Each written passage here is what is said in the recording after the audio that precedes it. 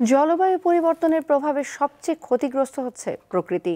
বিলুপ্তির হুমকিতে আছে বিভিন্ন উদ্ভিদ ও প্রাণী। এ তালিকা দিন দিন বড় হচ্ছে। বিজ্ঞানীরা সেই তালিকায় বিভিন্ন ধরনের প্রবালের অবস্থা সম্পর্কে শঙ্কার তথ্য দিয়েছেন।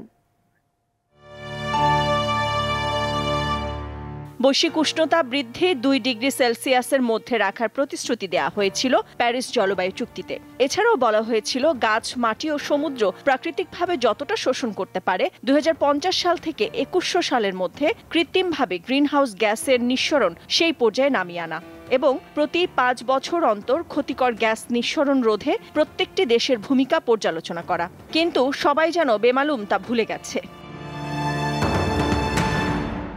জলবায়ু পরিবর্তনের কারণে বিলুপ্তির হুমকিতে আছে বিভিন্ন উদ্ভিদ ও প্রাণী। বিজ্ঞানীরা সেই তালিকায় বিভিন্ন ধরনের প্রবালের অবস্থা সম্পর্কে শঙ্কার তথ্য দিয়েছেন। তাদের মতে বিশ্বের 40% বেশি প্রবালের বাসস্থান ও বাস্তুতন্ত্র তীব্র হুমকির সম্মুখীন হচ্ছে।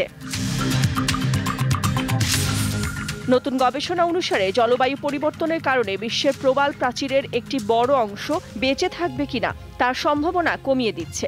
International union for conservation of nature IUCN এর red list of threatened species অনুসারে বিশ্বব্যাপী রিফ ব্লিডিং প্রবাল প্রজাতির প্রায় 40% বিলুপ্তির ঝুঁকিতে রয়েছে।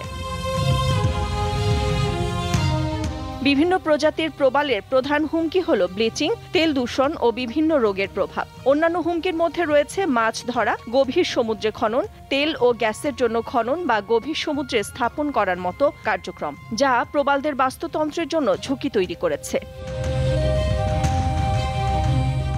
IUCN 2008 সালে 892টি উষ্ণ পানির রিফ ব্লিডিং প্রবাল প্রজাতির অবস্থা বর্ণনা করে। তখন প্রায় 1/3 প্রজাতি বিলুপ্তির ঝুঁকিতে ছিল। সাম্প্রতিক সময় উষ্ণায়নের ঘটনা ও ব্লিচিং এর কারণে ঝুঁকি বাড়ছে।